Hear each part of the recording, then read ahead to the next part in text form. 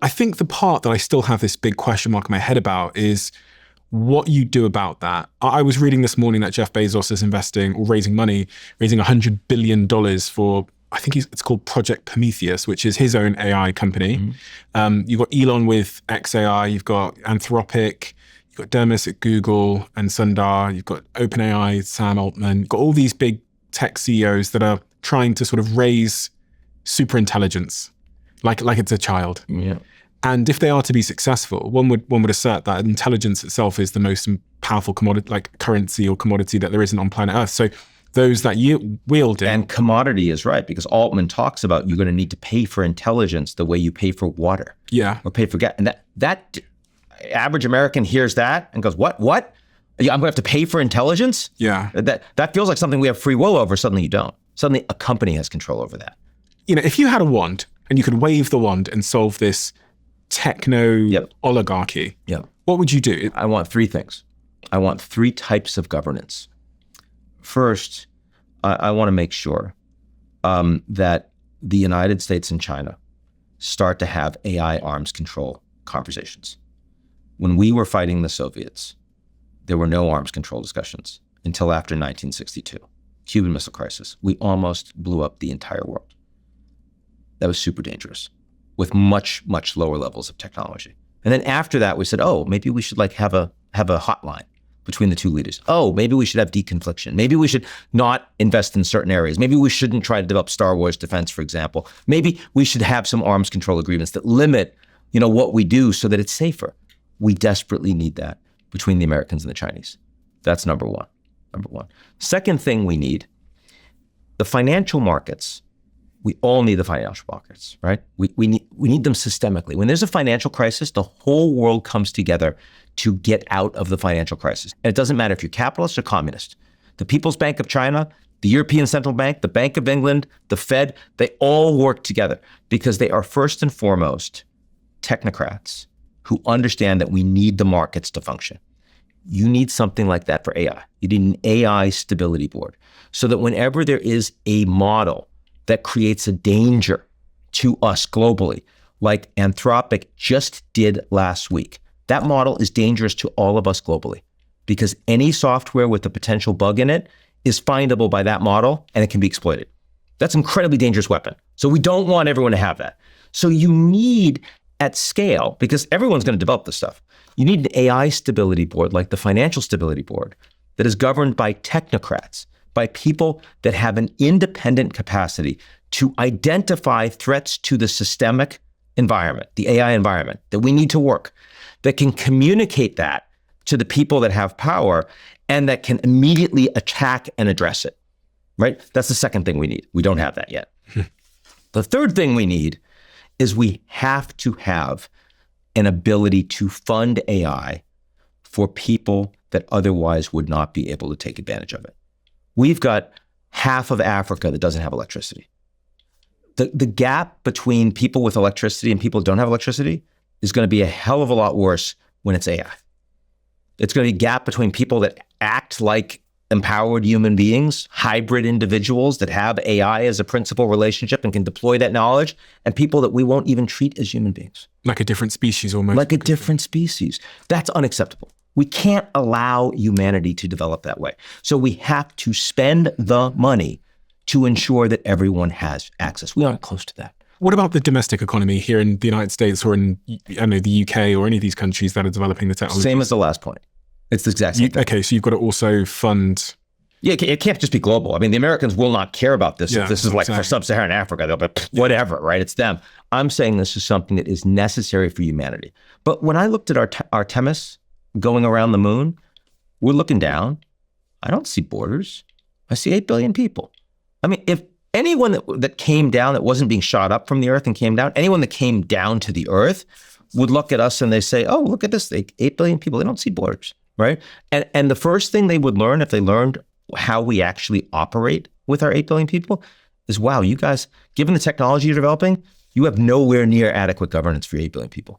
You guys are all divided into and all of these short-term decisions you're making that are so inefficient, and you're going to destroy yourselves. That's what they'd say. That's what they say. And I say that as a person who is a citizen of the country that created the United Nations. Because we understood the last time we almost destroyed ourselves in a world war, we can't do that anymore. So we need more global governance.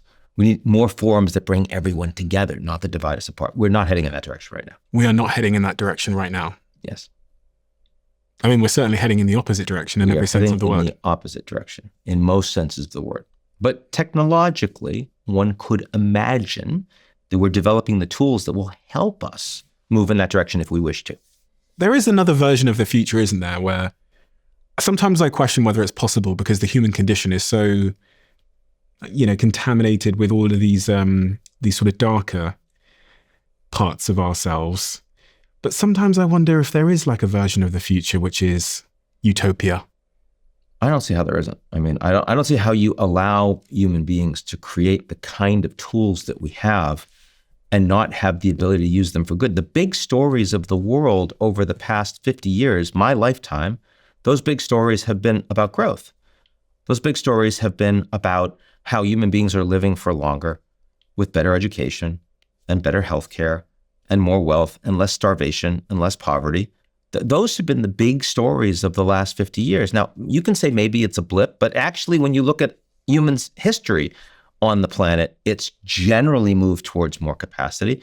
We've just had a couple of really bad episodes. And information spreads so quickly that we hear about these bad episodes in a way that we wouldn't have otherwise. So it feels that's also true. The algorithm's serving me up what's going on 10,000 miles that way. And I worry the most about that. I worry the most about people getting programmed. I'm not worried about artificial general intelligence. I'm worried about human beings becoming more computer-like. When you spend all of your time on your smartphone, that is a computer programming a human being, and we're acting more like the computer when we know that we're not like that. We know that we're more like who we are over the last few hours. We're sitting here, we're having a conversation with each other. I've never met you before. We know a bit about each other, but we're having a real conversation. That's a humane conversation. As soon as it gets intermediated by algorithms, as soon as you get programmed into a lane, we become much more inhuman. And I worry, that's why I hate prediction markets. The idea that we're going to, instead of looking at our political institutions as things that we've built that serve us, instead we create a casino out of them. And we only care about whether we're in or out of the money. That human beings don't operate that way. Companies that want to line their pockets make us work that way. We're being forced away from being our better selves. We need regulations and governance models and companies that help us be more of our better selves. What's interesting is as a podcaster, you sit in this really interesting position where I don't have like a boss or an overlord telling me who I can interview and who I can't. And my team know me so well now that they would never even mention the implications of me interviewing someone to me. And when I say that is like, they would never come to me and say, Stephen, you should interview Ian, but just so you know, this is his politics. And if you interview him, these people might scream at you. Oh, yeah. They know me so well that they would never even mention it. So I say this to say that I have the opportunity to be like truly independent. And that means that, last week we had Ivanka Trump on, I had Michelle Obama on, then Kamala Harris and Gavin Newsom, and I've interviewed Memdani. And it's funny when you sit in this position and you look at your, the list of people that want to come on the show and that you've asked, can we reach out to these people? And you see every name. And yet that this, having a conversation, because of the algorithms, with someone that half my audience don't agree with, is going to cause like real anger. But like it's what I also find to be really funny is like when I meet these people in real life that half my audience hates, for some reason, you connect with them. I can see like a lot of the time they have a disagreement about the path, but they all agree on the destination. Well, no one's a villain of their own story. The one thing I would tweak of what you just said, you said, because you're independent, you have the opportunity, right, to do what you want and to say what you want, to interview whoever you want, handle you. I think you have the obligation. Yeah. In this environment, independence is a responsibility because there are so many people that are not in your position or my position, that aren't independent, that can be fired, and they do not have the same opportunity. And instead, we can't be angry at those people. We have to recognize that, no, we are fortunate enough to be independent, and if you can't be fired, we have an obligation to be out there and above the 50% of people that are going to hate you for whatever reason. Can I ask you a question then? Do you think I need to say something to the audience on why this is so important? Of course you do. I think you do that through your conversations, but I think being mindful of it is important. I mean, it's about being authentic to who you are. I mean, you and I may not have exactly the same values. We may not have the same priorities, but if you're being honest about yourself with your audience, about what matters, you're doing that through your podcast, your conversation. It's about never selling out when you do that. It's about never pulling back and saying, oh no, that might irritate someone, so I'm not going to say it. That's not who you are. Yeah. You can't do that. Yeah. Right? Because again, that's what mainstream media does, and that's why they're in trouble. I completely agree. And I think it's funny because sometimes I think that the audience might not understand that. But the reality is, in the real world, when I go outside and I speak to people, they understand that and they appreciate that. It's just sometimes, I think, vocal minorities that really don't want to hear from someone that disagrees with them at all. But just are they really vocal minorities, or are they bots? Are they algorithmically created? No. When you and I are on the street and people come up to us, it's and it's random. Yeah. It's overwhelmingly friendly. Yeah. Maybe, I think the digital world is not really a human world. And that's why it's so much more important to do more live, just get out there, also do more long form. The more that we can do to resist the algorithm, the better we'll be as a planet, the better we'll be as a species. I'm so in love with the idea of like talking to people you disagree with or just have a difference of opinion with. I'm so in love by I remember reading a quote once that said, if you have the same opinion, if you have the same complete set of opinions as one group of people, those are not your opinions. And I find that to be really, really true because I can steal and take ideas and opinions that I agree with from almost everybody that I speak to. And this is such a strange position to take in an algorithmically driven world where the echo chamber will unbelievably reinforce and protect me if I just choose a side. That's right. And part of my life that resists this is that my view is that if you hold the same opinions as the world is changing, you will be wrong. True, yeah. But the algorithm doesn't want you to change your views. Yeah. Is there any closing remarks that you have for the listeners based on the journey we've been on? I mean, again, I know you're based, you're Brit. I live in Los Angeles as well. Yeah, I know. But still, I mean, you got an accent and I mean, you're global. You're 4 years old, you bought Botswana, right? That whole story. I mean, the fact is that you've managed to build something global without promoting irresponsible lies and hatred and dislike. And I don't think you're bad for people, right? And we need more of that. Look, I mean, when I think about where power is coming from, it's not just tech companies. It's also people outside of established political force. When I was a kid, here's what we're talking about. I was in second grade. I think my teacher's name was Miss Kritikos. She was Greek. And she was asking us, we were talking about the elections, and she was asking us who wanted to be president. And she was talking about what it meant to be president. I remember raising my hand, of course, and everyone's talking. I was thinking how cool it would be. And then all of a sudden she said, Ian, well, why would you want to be president? And I looked around and I realized that I was the only person that had my hand up, which did not make any sense to me at the time. I would not have my hand up today.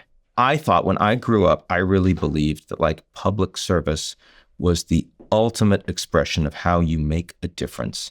That is no longer true. But it's not because our system is so broken, it's so bad. It's rather that we have created all sorts of opportunities for people to really make a difference globally outside of political institutions. And I've devoted my life to that professionally, and I think it's incredibly important, right? And maybe people don't all agree with me all the time. Obviously, that's fine. But they do know that I really care about what I'm doing, and I'm trying to get better over time. Right? That's all we can do. And I don't think that has to be, it turns out I'll go through my life and hopefully I'll have a long and healthy life. And I don't think I'll ever have served in public office, but hopefully continue to have more and more impact in a good way over time. Yeah, I remember hearing Neil deGrasse Tyson say something very similar where he said the most powerful people on planet Earth are no longer the elected. They are those that influence the electorate because they end up going to the polls and making that decision. And so it is a huge amount of responsibility in such a world for people like yourself, who I do think do a public service and educating all of us. I mean, look at all these books in front of me. Unbelievable how many books you've written and how incredible they all are. I don't know how you found them all, but they are out there. Yeah. I'm going to link all of them below, and I would ask my audience to take a look at the variety of different. I think this is the most recent one, the power. That's the most recent one. Yeah. Another one coming out next year. Two. Yeah. What's the new book coming Don't out? have a title yet. Oh, you don't have a title? Okay. No. The Power of Crisis: How Three Threats and Our Response Will Change the World. And in this book, you talk more about AI as one of those threats as well. But I'm going to link them all below. And I highly recommend people go and follow you both on your YouTube channel, where you make content frequently about these issues as they're evolving, if you want to keep in touch with Ian's perspective. And also over on your X page. You've got over 1 million followers over on X. I do. Big audience over there. We have a closing tradition on this podcast where the last guest leaves a question for the next guest, not knowing who they're leaving it for. Okay. And the question left for you is, I cannot read this. Okay, here we go. When you are on your deathbed, how will you describe your life? Unanticipated. Sounds like a good life. Definitely. I mean, let's face it, my optimism comes from the fact that we have no idea what we did to deserve being here. Yeah. So every day is kind of like it's a bit of a gift, right? And the more you can remember that, the more I think the better off we are. If you love the Diary of a CEO brand and you watch this channel, please do me a huge favor. Become part of the 15% of the viewers on this channel that have hit the subscribe button. It helps us tremendously, and the bigger the channel gets, the bigger the guests.